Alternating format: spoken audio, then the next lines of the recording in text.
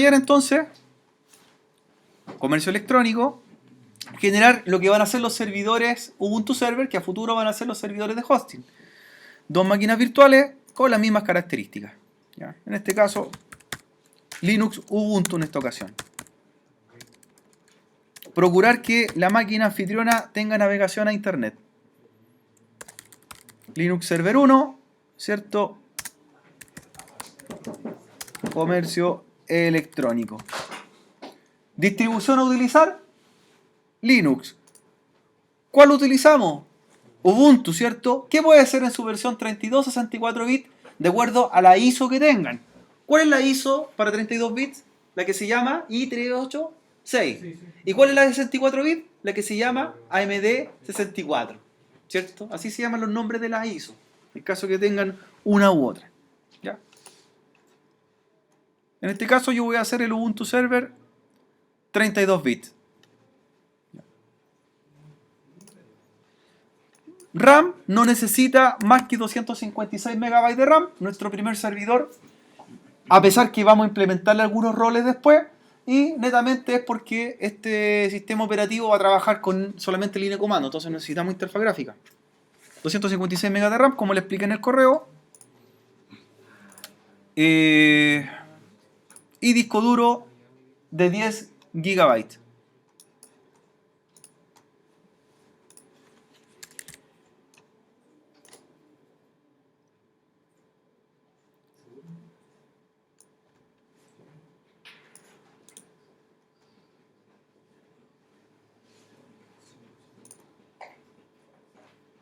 Inmediatamente genero la configuración de una segunda máquina virtual que va a tener las mismas configuraciones que la primera.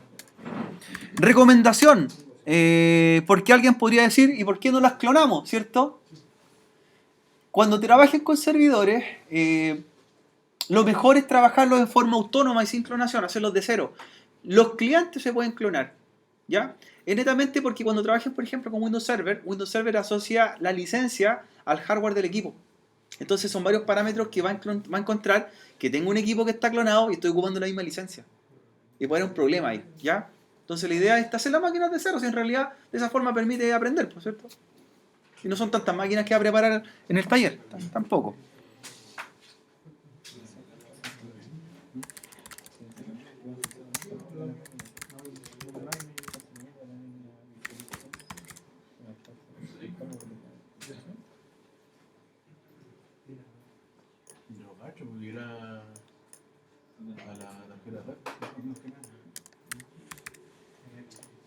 ¿A la Mac?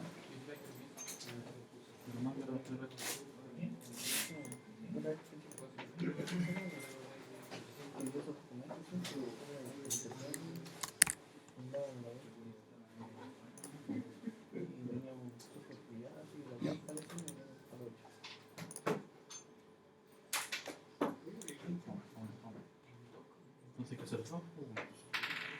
Ubuntu 1, Ubuntu 1. El otro día se me colgó la Mac.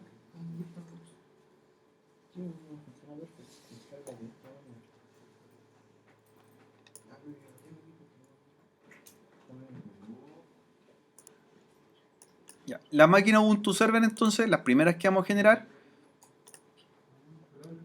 como comentábamos, deben tener la tarjeta de red en modo NAT, como viene por defecto.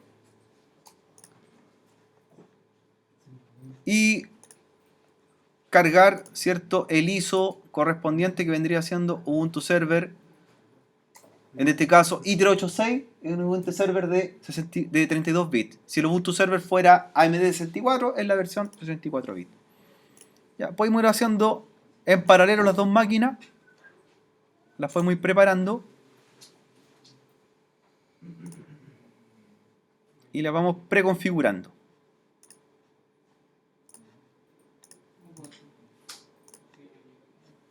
Recuerden, RedNAT. Todas las máquinas que vamos a crear en un principio van a ser RedNAT.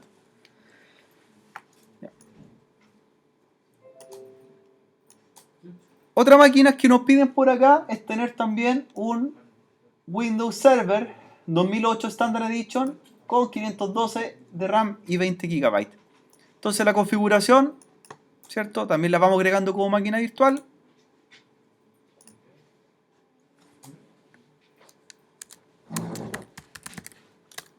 Estamos haciendo la configuración previa sin instalar todavía. Windows Server 1.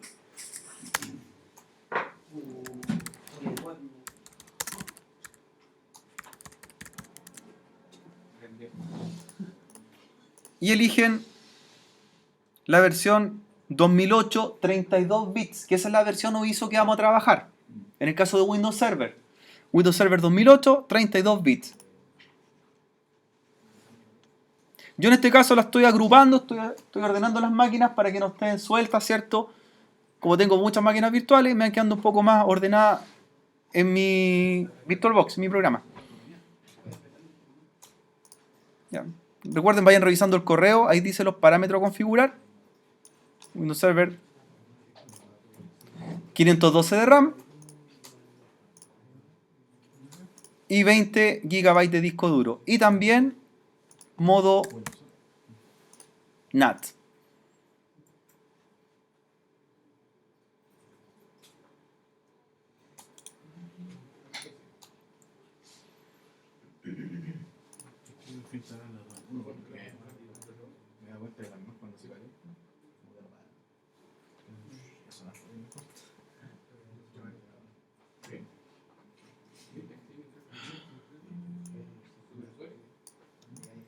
Windows Server 32 bits o 32 BT, ¿cierto? Ese es el ISO que les pasé al principio de semestre o al principio del ramo. Y también la tarjeta de red modo NAT en un principio.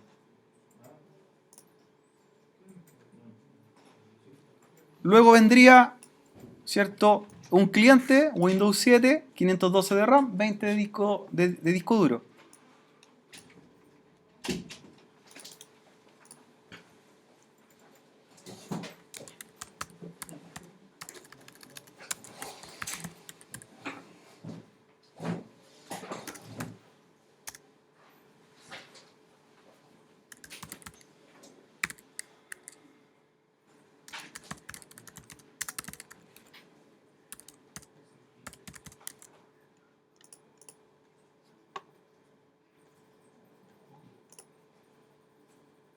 Ahí no hay restricción si es 64 o 32 bits el cliente, no hay problema. Usted define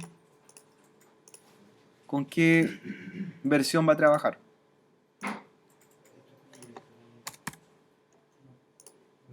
Lo que sí definimos que sea modo NAT en un principio.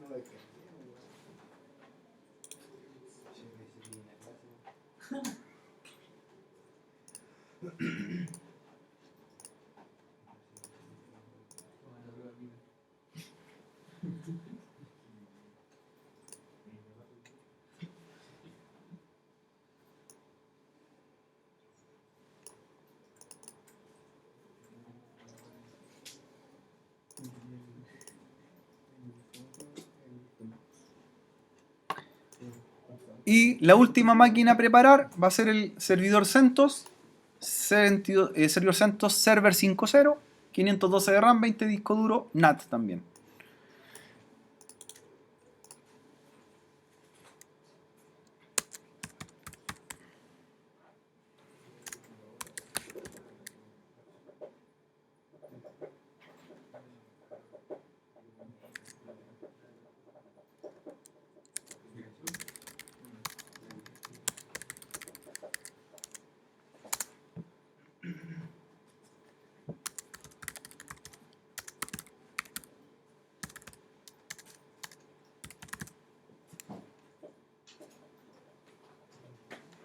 CentOS, recuerden que es una distribución de sistema operativo que utiliza los mismos paquetes o repositorios de Red Hat, por lo tanto se crea como un Red Hat, ¿cierto?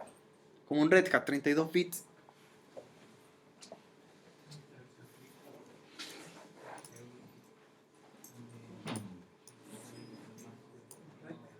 Como un Red Hat 32 bits tienen que crear el CentOS, 512 de RAM.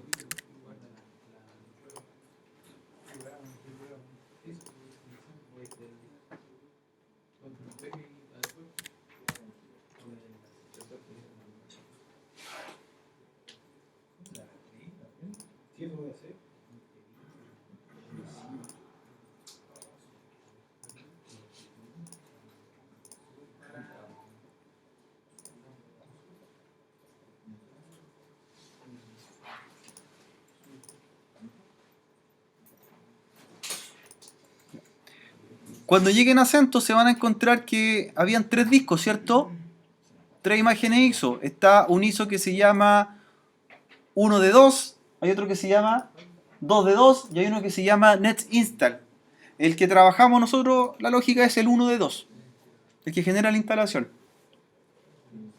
¿Qué es lo que trae diferente estos discos de CentOS? Es que los paquetes de instalar ya vienen precargados los discos. Entonces no necesita la red para poder bajar un repositorio. A diferencia de Ubuntu Server, que viene una instalación básica, ¿cierto? En la cual hay que bajar los componentes a ocupar más adelante. Esa es la única diferencia. ¿Ya? Pero igual, de todas formas, si quisiésemos instalar algún servicio que no estuviese considerado o que no viniese en el disco 2 de 2, que es el que trae los paquetes de instalar, lo bajaríamos de la red de algún repositorio, en caso que se necesitase. Y cargamos el 1 de 2 y Red NAT también, por el momento. Ahí tendríamos la configuración base de las máquinas virtuales. Ya, para continuar con el video, entonces, la primera instalación va a ser de los Linux Server, como lo pedimos en el correo. Tratar de seguir el mismo orden.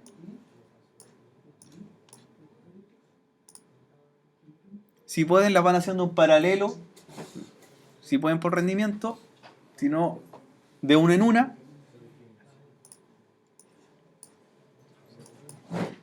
Y les voy mostrando la configuración base que deberíamos tener en la máquina para después prepararla como servidores que soporten nuestros carros de compra o nuestros servicios web que vamos a implementar.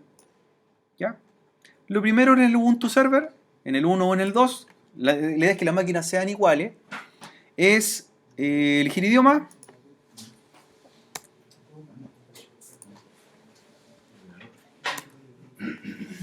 Ahí pueden hacer en paralelo una y otra.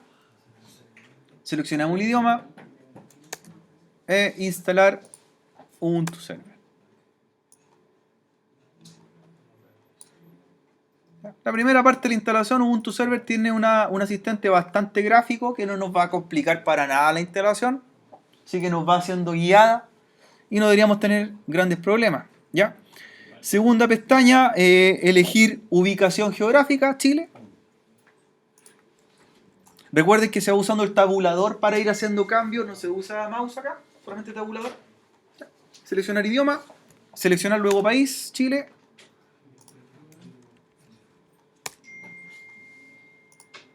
Detectar disposición del teclado, no es necesario, porque asume el teclado del equipo anfitrión. Luego, país, origen del teclado, el que encontró, español.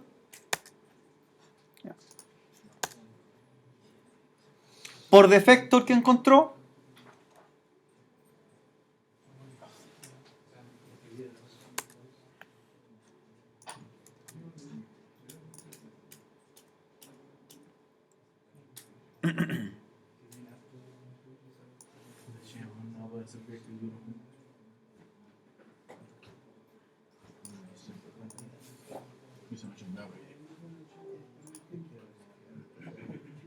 Y empieza a hacer la revisión del ISO de instalación. Recuerden que nosotros hay una instalación básica y simple, la que vamos a hacer en la primera parte. De hecho, la instalación del Ubuntu Server debería no ser más allá de 15 minutos, más que eso, es rápida, rapidísima. ¿Ya? En los nombres de las máquinas, sí quiero que nos detengamos un momento. Ya. Cuando uno trabaja, o en este caso implementación de servidores que van a cumplir algún rol a futuro, la idea es que las máquinas tengan un nombre diferente uno con el otro, pero hay nombres que son reservados para las máquinas. ¿Ya? Hay nombres que son estándar, ¿cierto? En una nomenclatura de nombres de servidores. Usted que trabaja en hosting. ¿Por qué hay unas máquinas que tienen que llamarse NS1? DNS, perfecto. Nosotros les vamos a dar un nombre a las máquinas servidores de esta ocasión. ¿Ya? Los nombres van a ser los siguientes: NS1, NS2, NS3 y NS4. ¿Qué serían? Los dos Ubuntu Server, el Windows Server y el CentOS, ¿cierto? La lógica sería la siguiente. Si estos servidores que vamos a tener ahora, nosotros, ninguno va a ser DNS de los Ubuntu Server, ¿cómo se deberían llamar? Miren, la lógica es bien simple. Es bien simple. El único que se puede llamar NS1 en una configuración de servidores, ¿quién es? El que va a tener el rol DNS. Y por lo tanto, para nosotros, el que va a ser DNS va a ser el Windows 2008. Por lo tanto, se puede llamar NS2, NS3 o NS4. ¿Ya? Como quiera. Por ejemplo, yo le voy a dar por nombre NS2 y NS3 y el CentOS lo voy a llamar NS4. Y el NS1 en su momento va a ser el Windows 7. ¿Ya? Reservamos el nombre. Esa es la lógica. ¿Por qué tienen que llamarse NS1? ¿Por qué ese nombre? Cuando un servidor DNS, ¿cierto?, busca a otro servidor DNS en una tabla, ¿cierto?, de búsquedas, siempre pregunta por un nombre específico. A mí no me va a buscar por un nombre que se llame Goku el servidor, ni que se llame Júpiter o otro. Me va a buscar por NS1. Y así me va a encontrar. Si un servidor sabe que hay otro servidor que se llama NS1, dice, usted es un DNS. Esa es la lógica. ¿Ya? Pero la pregunta es, ¿cómo diferencio que un servidor se llama NS1 y otro se llama NS1 y los dos se van a llamar igual? Hay algo más que se agrega. El dominio. Por lo tanto, por ejemplo, como institución, IEP tiene un servidor que se llama NS1 que pertenece al dominio IEP.cl. Por lo tanto, la máquina en total, su nombre completo se llama ns1.iep.cl. ¿Ya? Y así, por ejemplo, como una empresa, por ejemplo, una tienda, por dar un nombre, Paris.cl, podría tener su ns1.paris.cl. Entonces, ¿qué tienen en común los dos servidores? Que los dos son DNS de organizaciones distintas. Esa es la lógica. ¿Ya? Por lo tanto, en el planeta no puede haber otro servidor que se llame ns1.iep.cl. Debe existir uno solo. ¿Ya? Pero sí pueden existir otros ns1, pero que pertenezcan a dominios distintos. ¿Ya? Entonces, para esta ocasión, ya sabemos que ninguno de estos Ubuntu servers se pueden llamar NS1. Les puedo llamar NS2 y NS3 al otro. ¿Ya? Y el NS1 lo reservamos solamente para el servidor que va a ser DNS más adelante. Entonces este se va a llamar NS2 y este se va a llamar NS3. NS2, NS3.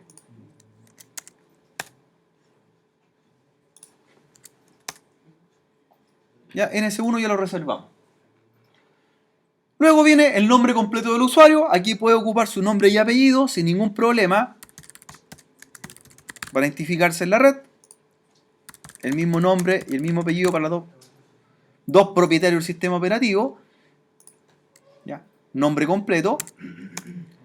Pero a continuación viene algo más importante, que es el username.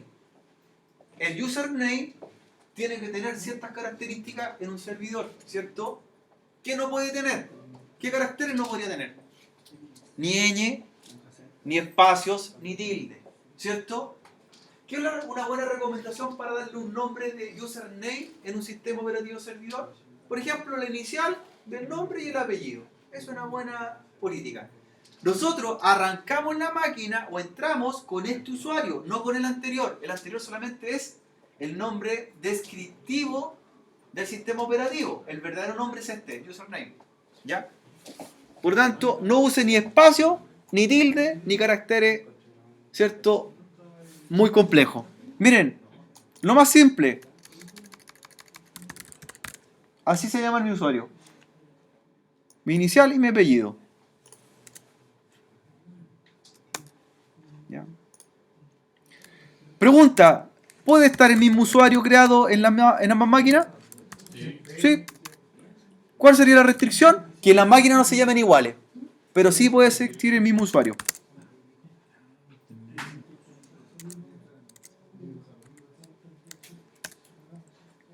Ya.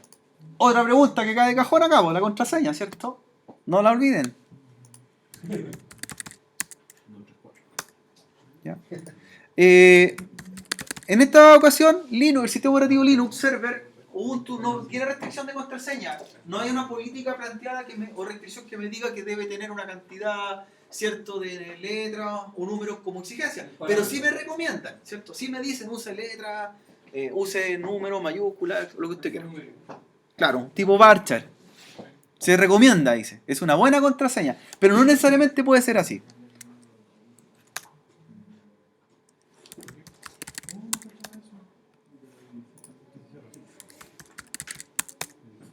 Ya.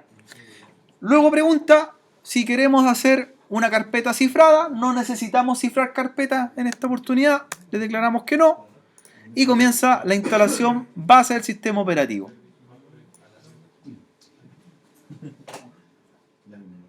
¿Ya?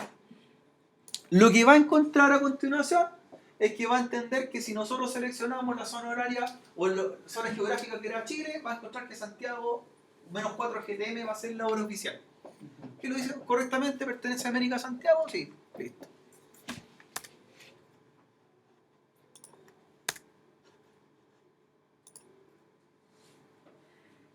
Y luego vamos a llegar a la parte de hacer las particiones. En esta ocasión vamos a hacer particionado todo el disco en forma automática, que ocupe los 20 o los 10 GB que seleccionamos en esta ocasión. ¿Ya? Guiado, utilizar todo el disco, que es la primera opción. Guiado, utilizar todo el disco. ¿Ya? Ahí me va a decir que encontró un disco de 10 punto algo gigabytes, ¿cierto? Y va a ocuparlo en forma completa. Declaramos que OK o Enter.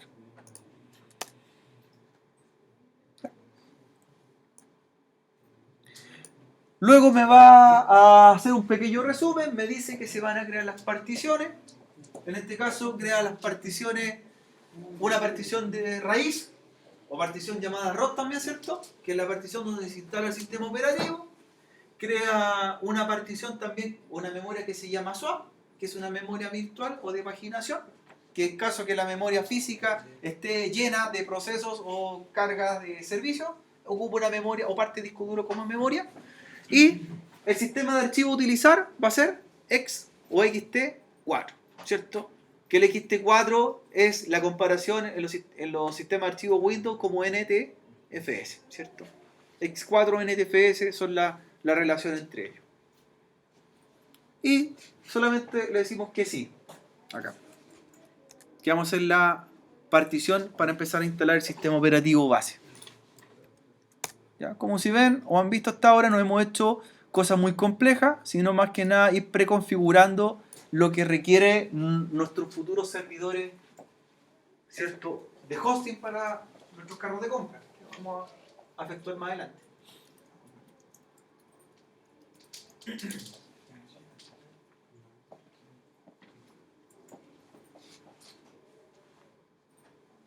Y luego empieza a instalar, ¿cierto?, su versión base o paquetes básicos que están ya en la imagen ISO o en el disco de instalación. No requiere nada de la red todavía. Eso lo vamos a instalar nosotros a mano. Ahí dejamos, ¿cierto? Y comenzamos la implementación. Ya. En una de las partes le pregunta por un servicio de proxy. Como no estamos bajo ningún servicio de proxy, en blanco.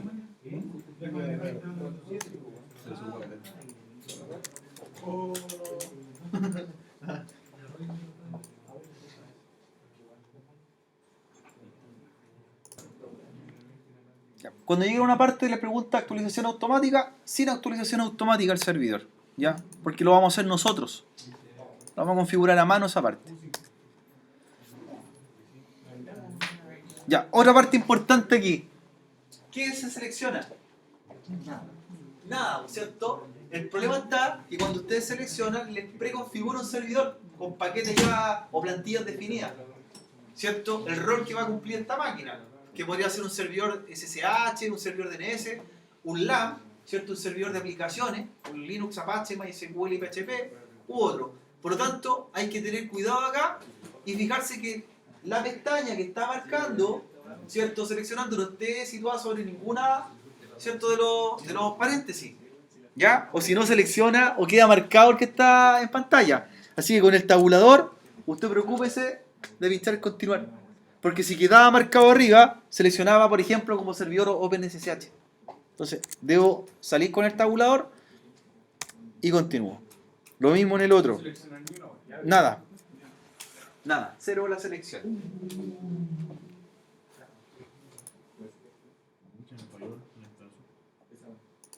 Cuando llegan a la parte que les pregunta gestor de arranque group, ¿cierto? Declaran que sí. ¿Cuál es la función del gestor de arranque group, don Felipe? Allá. ¿Qué es lo que hace el group? ¿Qué es lo que hace el gestor de arranque? ¿Group o Lilo? Cualquiera de los dos. ¿Qué función cumple en un sistema operativo? Eso, ¿cierto? Me permite definir si quiero arrancar con interfaz gráfica, con línea terminal, el curso Linux aparece por ahí, ¿cierto? Y también me podría definir si quiero tener más de un sistema operativo instalado, ¿cierto? Eso es lo que apunta. Apunta en realidad el gestor de arranque en qué sector de disco duro tengo instalado un sistema operativo. Por ejemplo, en qué partición tengo instalado un sistema operativo previo. Eso es lo que hace el group. Sin el group hay que editar en forma manual y hacer la ruta donde está alojado el sistema operativo. En el caso de Windows, ¿cuál es el archivo que arranca? ¿Cómo se llama el archivo de arranque de Windows? ¿De cualquier sistema operativo Windows?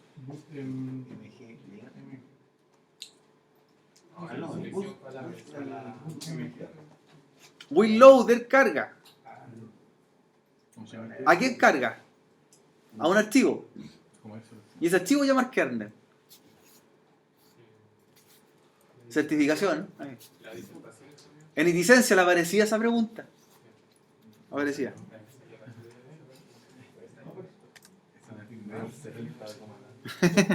Ahí estaba el punto para la certificación, ¿cierto? 70,2. Téstico, configuremos entonces los servidores Linux. La idea es que si hacemos en uno, es repetirlo en el otro. ¿Ya? Los mismos comandos. Hasta ahora la restricción que dimos es que solamente hay una máquina que se va a llamar NS1, que va a ser el Windows Server, ¿cierto? Por la lógica, porque él va a cumplir el rol de NS. En este caso, el Ubuntu Server, que deberíamos tenerlo ya casi a punto, lo primero es que activemos la cuenta del usuario ROT, ¿ya? Para entrar al servidor tenemos que ejecutar un comando que se llama sudo su, ¿cierto? Ahí estoy dentro del servidor, el primer Ubuntu Server, sudo su, ¿ya? Y para activar el usuario o la contraseña del usuario ROT, porque aunque no parezca extraño, nosotros no estamos usando el ROT, ¿cierto? Estamos como un usuario que es administrador, pero no es ROT, ¿ya? Y por lo tanto, para hacer las configuraciones más adelante en nuestro servidor, necesitamos usar la cuenta ROT, ¿ya? Para activarlo, ¿cierto? Lo hago con el siguiente comando: sudo espacio -u, que lo que estoy indicando acá es darle una contraseña a un user, el -u. ¿A qué usuario le vamos a dar contraseña? A ROT, ¿cierto? Sudo espacio -u, es todo junto el -u, espacio ROT. Ahí vamos a darle un poquito de zoom para que veamos. ¿Alcanzan a ver o no? ¿Sí? Sí. Sudo espacio -u ROT y espacio passwd. ¿Ya? Sudo espacio -u espacio ROT espacio passwd. ¿Ya? Enter. Y nos va a pedir la contraseña que no tenía el usuario. Ahora la vamos a generar. ¿Ya? Recuerden que las contraseñas Unix no se muestran en pantalla, por lo tanto vamos a estar digitando, pero no se ve nada. Entonces generamos la contraseña, enter, y repito mi contraseña para el usuario ROT. ¿Cómo yo compruebo que el usuario ROT ya está activado? ¿Cómo sería la mejor forma? Salgo de sesión y entro como usuario ROT directamente. Salgo con un exit nuevamente, y ahora debo entrar como ROT. Claro. ¿Cierto? Y ahí entraría. Dice que ya está activado el ROT. Está habilitado. Entonces debo repetir lo mismo en los dos servidores. Repito los procedimientos.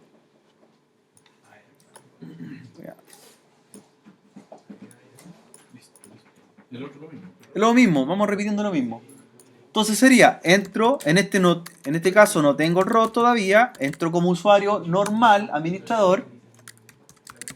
La contraseña que me pide en un principio es la contraseña que declaramos cuando instalamos el sistema operativo. Luego que venía, cambio a superusuario, sudo su, con la misma contraseña, y ahora habilito el usuario root. Comando sudo espacio menos u espacio root espacio passwd. ¿Cierto? ¿Puede tener la misma contraseña? Sí. Pueden tener la misma contraseña, son dos máquinas distintas. Enter.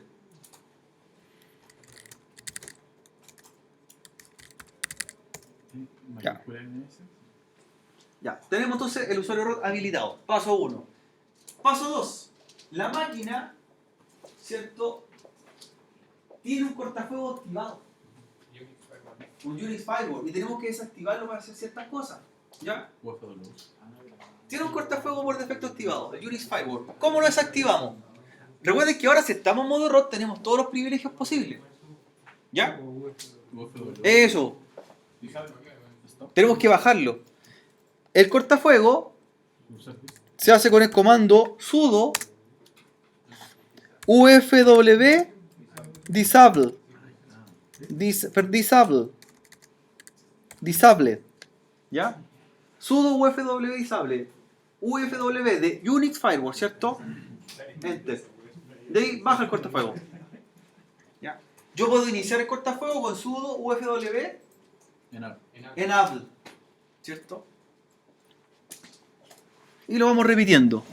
Entonces, lo hago en la otra máquina nuevamente. Profe, ¿Sí? en modo root ya no es necesario ponerle sudo o sí. Para el sudo su no, pero sudo sí. Cuando soy administrador, uso el sudo su. Cuando ya soy root, con el sudo, o en algunos casos con nada. Pero una vez que ya estamos como sudo suya, no es necesario. Cuando no es necesario, claro, porque ya estoy como root. Cuando estoy como el otro usuario y no quiero ocupar el root, ahí ocupo el sudo su. ¿Ya? Así es. Disable. Bueno, y la lógica sería disable enable. Ahí vamos desactivando el cortafuego. Otro paso. Esta máquina, ¿cierto? Debería tener un IP en este momento. Una dirección IP. Y nos vamos a encontrar con un detalle, que las dos máquinas tienen la misma IP. ¿Cierto? Y no es un error. Debe ser así porque estamos en un modo NAT. ¿Cómo sería el comando para ver la dirección IP de la máquina en este momento? Ifconfig. ¿Cierto? Ifconfig. ¿Cierto? Hago un ifconfig y voy a darme cuenta que un servidor tiene la IP, ahí está, la dirección IP lógica, la 10.0.2.15. Ya hago un ifconfig en el otro servidor. Y me voy a dar cuenta que tiene la misma IP. ¿Cierto? Tenemos la misma IP en las dos máquinas. La máquina en este momento puede navegar, puede buscar paquetes externos, puede actualizarse, pero yo no puedo hacer un ping desde afuera hacia esa máquina, ¿cierto? Porque son IP de salida o IP traducida. ¿Ya? Después vamos a poder hacerlo cuando cambiemos la tarjeta de red a modo. Pero en este momento nos sirve de esa forma. ¿Por qué no la configuramos al tiro como momento? Porque tenemos que bajar cosas, acuérdate. Bajar paquetes todavía. Después cambiamos el IP. Hay que conectarse al repositorio, bajar, ¿cierto? De Canonical, el Apache, todo lo que necesitemos transformar. Claro. ¿No te deja importar cautivo? Ya. Paso siguiente. Las máquinas las instalamos, pero ojo, no están actualizadas. Los servidores Linux no están actualizados. Por lo tanto, tenemos que bajar los paquetes de seguridad más recientes que tengamos para que la máquina se actualice. Ojo, no es cambiar de versión del sistema operativo, no es hacer un upgrade. Porque si no cambiaríamos la versión 14.10 o la 16.4, otra. Lo que estamos haciendo simplemente es actualizar los paquetes que pueden estar corruptos, falten o arreglar algún problema que tenga en la máquina. ¿Cierto? Y el comando es apt-get update Ahí está como root. como ROT. Donde apt, ¿cierto? Que la abreviatura de aptitude es el comando que me permite gestionar las instalaciones o desinstalaciones de paquetes o repositorios que necesiten el servidor. ¿Ya? En este caso voy a ocupar un apt-get update. Ese apt-get podría ser apt-get install, ¿cierto? apt-get revoke, apt-get revoke, apt-get pull, de acuerdo a lo que necesite. Entonces, apt-get update, ojo, si mi máquina anfitriona está navegando, tengo acceso a la red, esta máquina virtual debería también empezar a bajar. Si empiezo a conectarme, después de hacer la apt-get update, y se conecta a los repositorios de Canonical o los servidores externos, y está bajando paquetes, estamos ok. Estamos actualizando el sistema operativo. ¿Está ok? ¿Está bien? ¿Te vas a también? El portal top. Ojo, es que tienes que conectarse. Si después de un rato no se conecta, se bajan. Tienes que asegurarse que su equipo anfitrión navegue. Sí. De ahí actualizamos. Entonces el comando para actualizar apt-get update.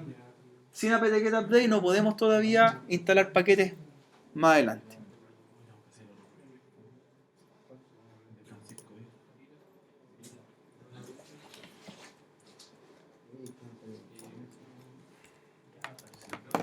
¿Puedes que avancen más la programación?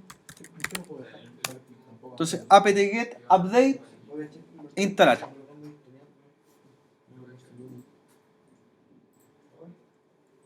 Aunque está viendo balance, lo que hay. No, pero pequeños detalles.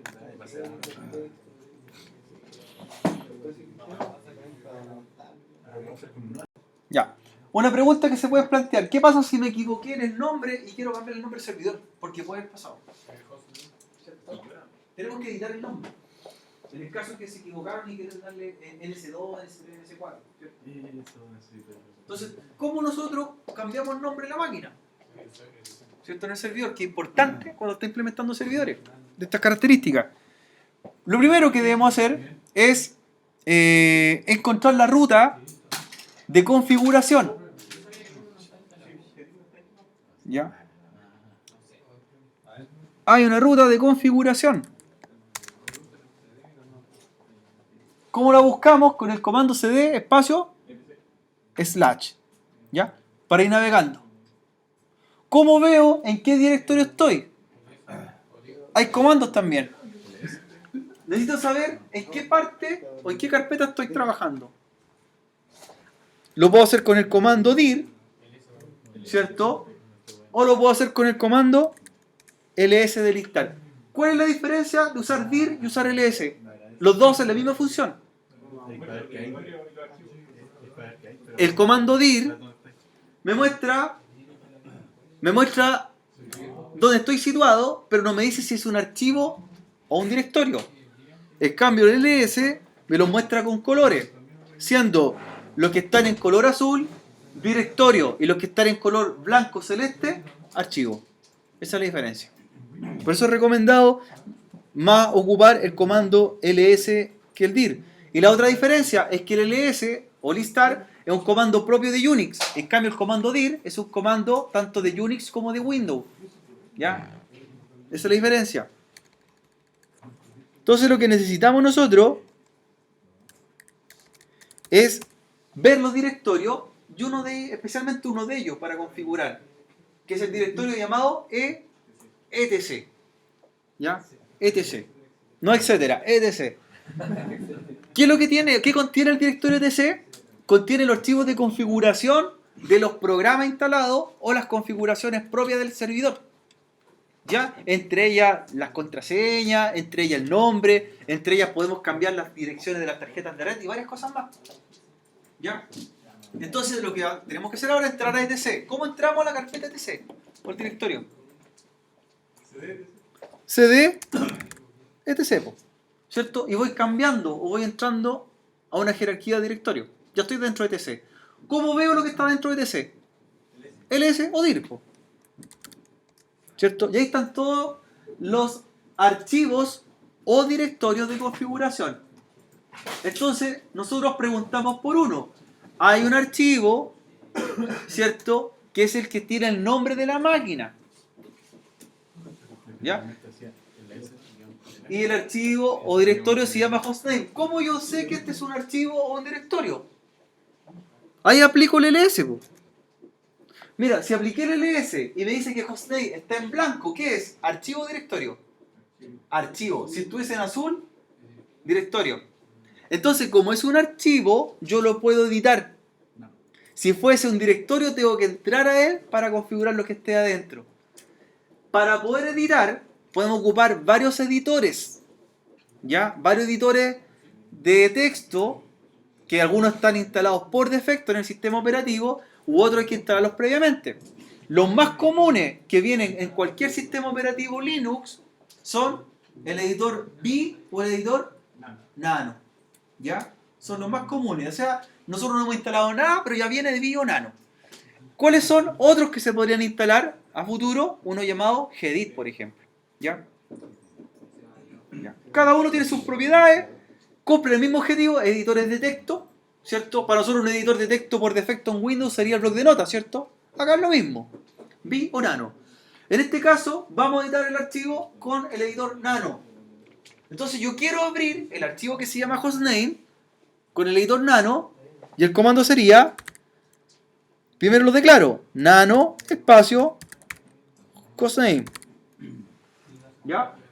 Nano espacio hostname. Enter. Entonces lo que voy a abrir acá, lo que se abrió, es el archivo. Y ahí aparece el nombre. ¿Por qué en mayúscula? Porque lo escribí en mayúscula al principio. Porque lo guardé con mayúscula. ¿Ya? Entonces ahí yo estoy listo para cambiar el archivo. Si quiero le cambio nombre. Por ejemplo, no quiero que se llame NS2, quiero que se llame NS4. ¿Cierto? Lo modifico. NS4.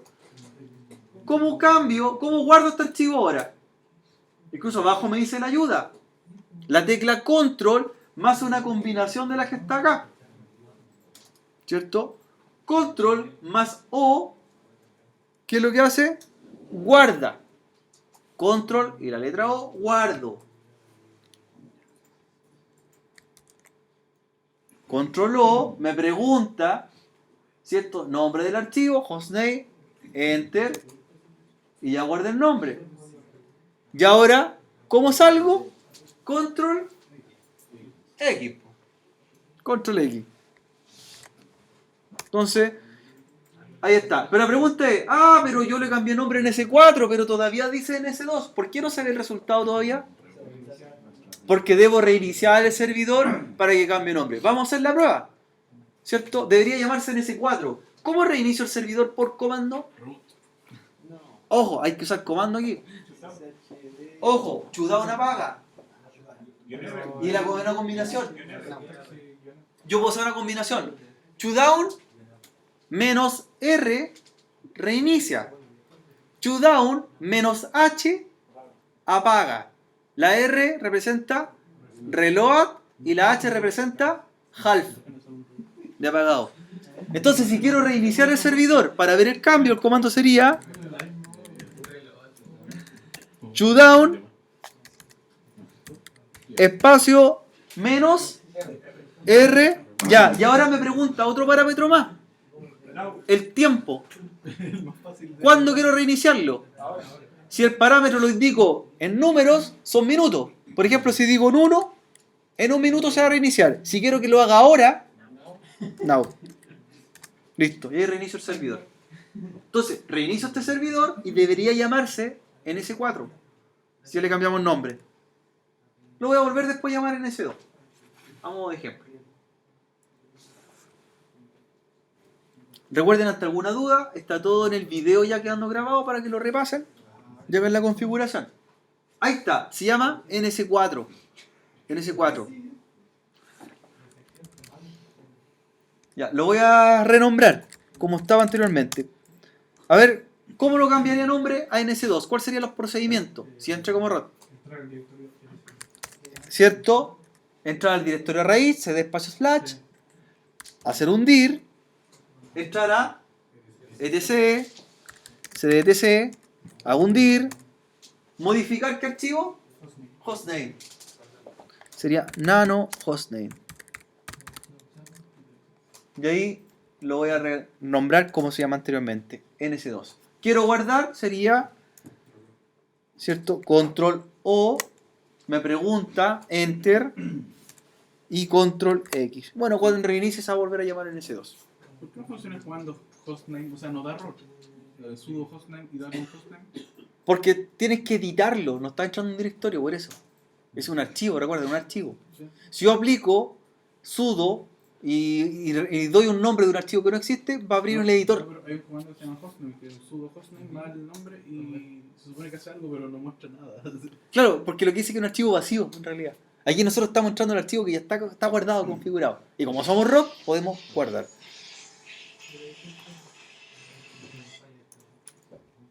Nosotros podemos denominar los servidores con un nombre específico, ¿cierto? De acuerdo a la arquitectura que se va a instalar. Lo que vamos a implementar nosotros en ambos servidores Linux se van a transformar en servidores llamados LAMP. ¿Qué es lo que es un servidor LAMP? Es un servidor que tiene varias arquitecturas o programas instalados que permiten levantar páginas web, carros de compra o servicios de e-commerce, ¿cierto? Lo que usted quiera implementar. Pero cada sigla representa algo. ¿Qué significa la L?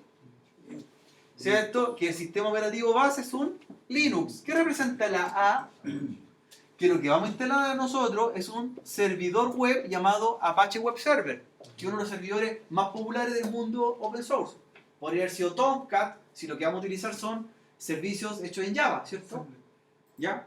Podría haber sido Light HTTP, que otro servidor liviano para aplicaciones. Pero Apache es uno de los más populares, ¿cierto? Más solicitados los servicios hosting. ¿Sí? Ahí le puede dar fe con su compañero Liceo, porque el Apache es el rey de los servidores web, ¿cierto? La M, ¿qué representa la M? De LAMP.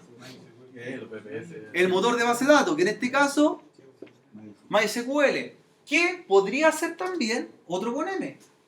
MariaDB, ¿cierto? Recuerden que el proyecto MySQL fue comprado por Oracle, por lo tanto es un proyecto ya no tan open source como pensamos nosotros, ¿cierto?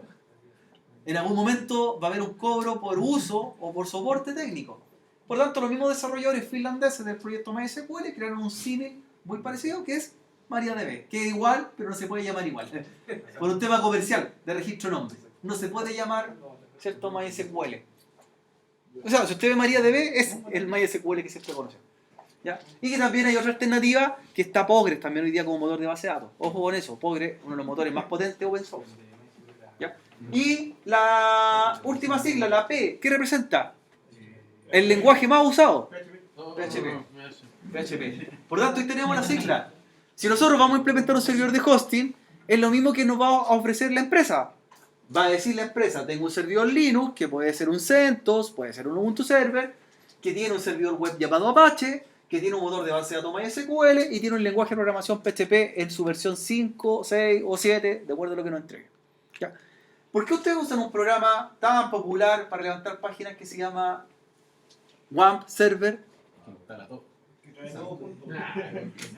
¿Ya? ¿Y qué trae? Lo mismo. Pero viene, nosotros lo vamos a hacer a mano ahora, ¿cierto? Viene preconfigurado, es un gestor de contenido, viene listo. Y la W representa que está en Windows, ¿cierto? Esa sería la explicación. ¿Ya? Lo que vamos a hacer ahora es implementar o hacer un LAMP a mano. ¿Ya? Por lo tanto, vamos a instalar varias cosas o paquetes en esta máquina virtual. ¿Ya? ¿Sí? Champ, ¿qué significa la M? Este. Champ Server. La X significa Extreme. ¿Cuál es la diferencia del One Server y el Champ Server? El SAM se puede usar en cualquier. El subserver se puede instalar, es un gestor que trae todo también, trae Apache, trae MySQL, PHP, pero es para Windows, Mac y Linux. Eso es. O sea, usted instala ese programa en cualquiera de las tres plataformas. El One Server es propio de Microsoft, o sea, propio de Windows en realidad. ¿Ya? Yo nunca lo he instalado. Es para cualquier plataforma, instalar en un Mac. El Subserver. Mac, el Mac lo he visto que lo ocupan harto en Mac. Sí, pero el Subserver también es un proyecto derivado de el Mac. Yo prefiero instalar uno por uno. Por eso, es mejor que instale todo aparte. De Subserver. hecho, ya no ocupo PHP. Ya. Entonces, instalemos los lampos. Para instalar los paquetes para preparar nuestro servidor LAMP server, ya una vez que actualicemos, lo primero es haber actualizado la máquina, una apt-get update, ¿cierto? Un repositorio. Claro, exactamente, para verificar que esté actualizado y que me conecte a los repositorios externos, Pero cuando instale, van a- porque todo se conecta desde la web, baja paquetes para instalación, ¿ya? Necesito ocupar nuevamente el comando apt-get, pero ahora mi derivado va a ser, en vez de hacer un update, lo que voy a hacer ahora es un install, apt-get install, ¿ya?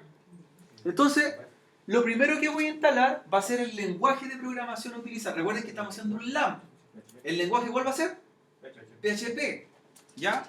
Si yo no instalo PHP, igual puedo levantar un servidor de aplicaciones, pero recuerden que va a soportar solamente lenguajes que son del lado del cliente, los lenguajes frontend. Soportaría CSS, JavaScript, ¿cierto? HTML. Pero ¿qué pasa si quiero hacer conexión con base de datos o hacer una aplicación, un carro de compra que se conecte a un motor de base de datos, que haga un backend? Necesito PHP. O Python, en alguno de los casos. ¿No? ¿Ya? Entonces ahora sería apt-get install y el lenguaje PHP. ¿Y qué versión? Tenemos la 5, 6 y 7. La 4 es la versión más antigua. ¿Por qué no usar la 7 y por qué usar la 5? No, está bien. Acuérdense lo que hablamos del sistema operativo. Estamos acostumbrados a 5. O sea, Pero el 7 es más rápido. una explicación técnica. La estabilidad. Ojo, Porque no es beta. Que PHP sí. exacta, porque la versión... Ojo, si usted va a hacer mantenimiento de un sistema que ya está programado en PHP 5, tiene que usar el mismo lenguaje de programación, por cierto, las mismas funcionalidades que tiene. Exactamente. Entonces, apt-get install PHP 5, enter.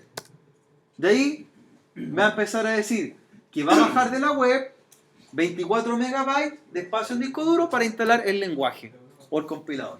Entonces le dice, ¿desea continuar? S de sí. ¿Ya? Si no me puedo, ¿cierto?, instalar apt-get install PHP 5, debo empezar a revisar qué es lo que puede pasar. ¿Qué podría pasar en la red inalámbrica? Me desconecté, ¿cierto? Eso, recuerden que el portal me mantiene durante un lapso de tiempo. En los dos. Tiene que ser el Windows Server. LAMP. No, en serio, porque lo he hecho.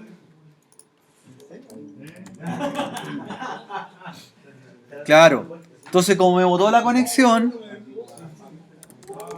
Tienes que añadir un repositorio.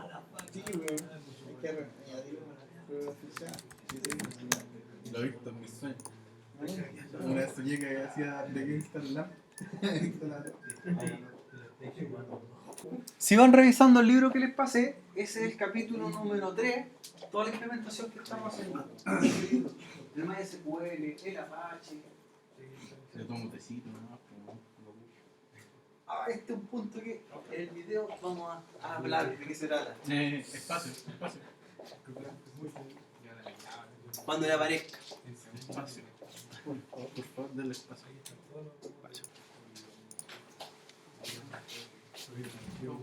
Chao, que estén bien.